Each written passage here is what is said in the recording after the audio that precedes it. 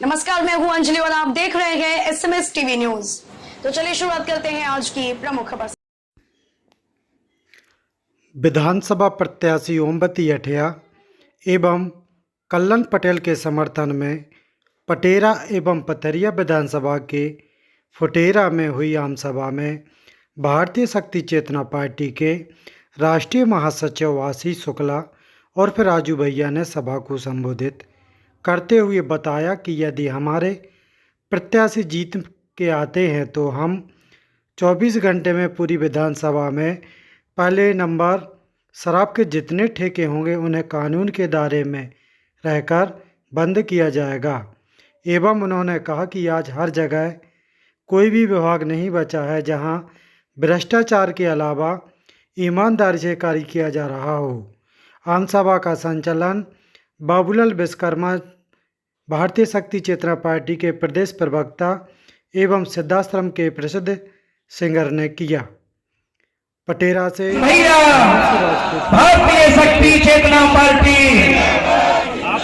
भय भूखना भ्रष्टाचार, भय भूखना भ्रष्टाचार, भय भूखना भ्रष्टाचार।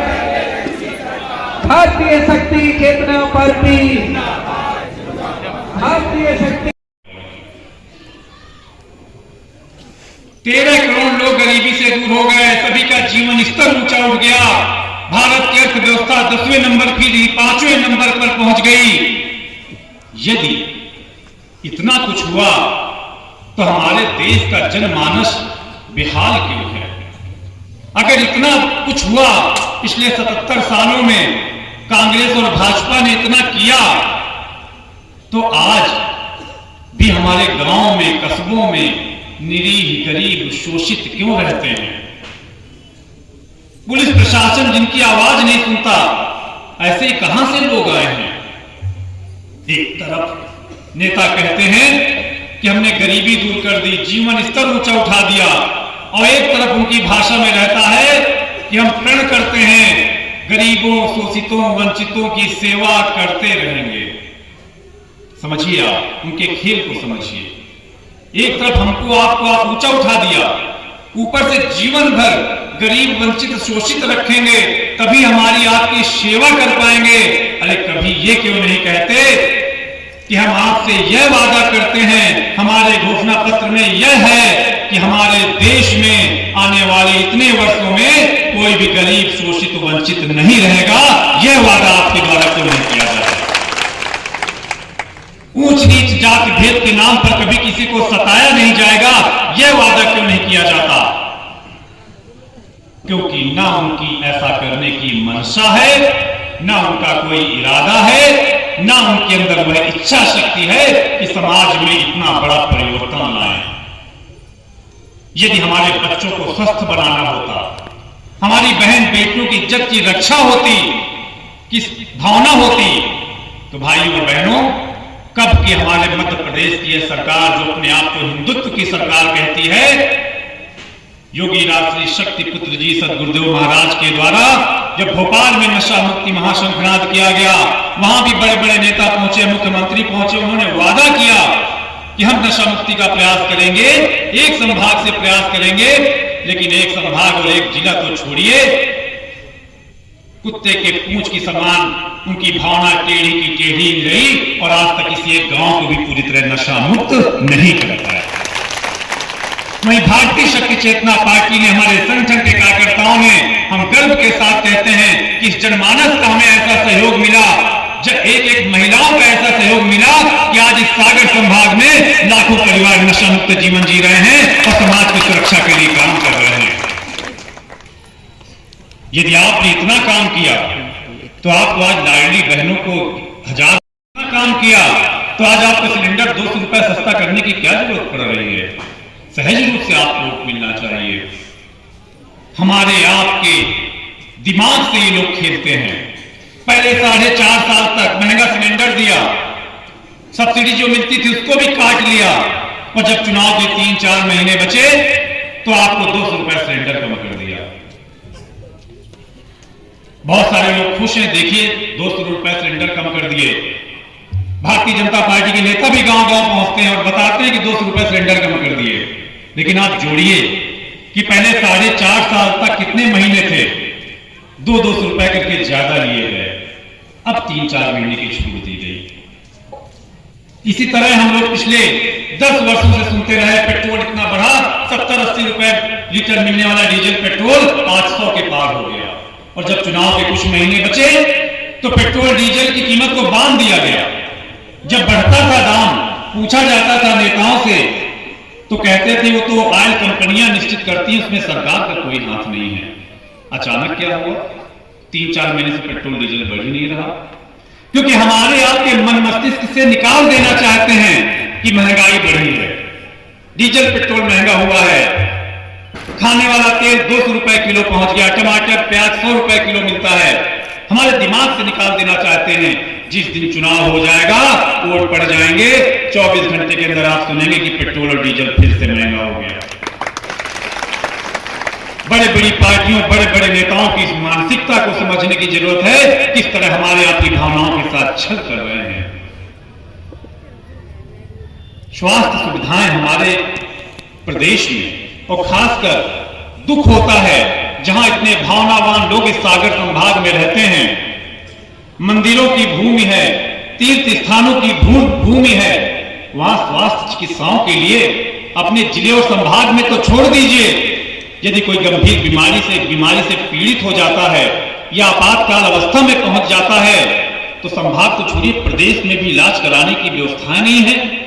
आप लोग भी सुनते हैं, यदि कोई बीमार हो गया तो पड़ोसी आपका कहां लेके गया है अपने परिजन को, नागपुर लेके गया, दिल्ली लेके गया, मुंबई लेकर गया। आखिर कब तक? 20 सालों में भाजपा के इतने मंत्री इस प्रदेश में रहे जो इस संभाग, इस जिले से थे, आज केंद्रीय मंत्री इस जिले से हैं, लेकिन अपने घर तो भरते रहे, बड़े बड़े भवन तो बनाते रहे, बड़े बड़े भूखंड तो खोलते रहे, शराब माफियाओं को संरक्षण तो देते रहे, लेकिन हमारे जिले में एक भी एम्स जैसा अस्पताल नहीं बनवा सके जहां हम आप जाकर आजादी के परवानों को, क्रांति वीरों को आज भी लोग नमन करते हैं। आने वाली पीढ़ियां भी मध्य प्रदेश के राजनीति के इतिहास में भारतीय शक्ति चेतना पार्टी के कार्यकर्ताओं को नमन करेंगे कि उन्होंने ऐसा परिवर्तन किया। आप सभी से अपील है, बहुत कम समय बचा है, अपने गांव में जाइए, घर घर बैठिए, हर दुकान वाले को जगाइए, हर गांव के व्यक्ति को जगाइए, हर किसान को जगाइए कि भाइयों और बहनों बहुत शोषण हो चुका, अब जग जाइए।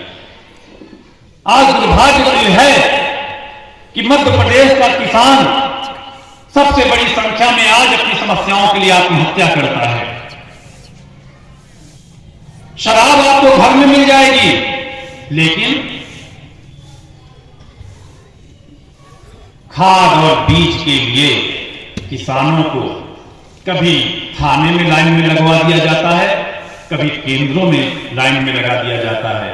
जय जवान जय किसान का नारा लगाने वाला हमारा देश आज इस स्थिति में आ गया है कि आजादी के 77 सालों बाद भी किसान को अपनी मूलभूत आवश्यकताओं के लिए, बिजली के लिए, पानी के लिए, खाद और बीज के लिए सुबह 2 बजे से उठकर लाइन में लगना पड़ता है। ये हमारे देश का दुर्भाग्य है, हमारे क्षेत्र का दुर्भाग्य है। इस दुर्भाग्य को दूर करने की आवश्यकता है, इस लड़ाई को लड़ने की आवश्यकता है। आप सबके सहयोग से हम ये लड़ाई जरूर जीतेंगे, आप सबके सहयोग से हम ये लड़ाई जरूर जीतेंगे, ये चुनाव जरूर जीतेंगे। और जिस तरह से हमारे हटा विधानसभा की प्रत्याशी बहन ओमवती अठिया जी को गांव गांव में विशाल जनसंपर्क हो रहा है, विशाल जन समर्थन मिल रहा है, किसान सभा के माध्यम से भी ऐसा महसूस होता है कि निश्चित रूप से हटा विधानसभा क्षेत्र की जनता इस बार भारी मतों से बहन ओमवती अठिया को चुनाव में जिताएगी।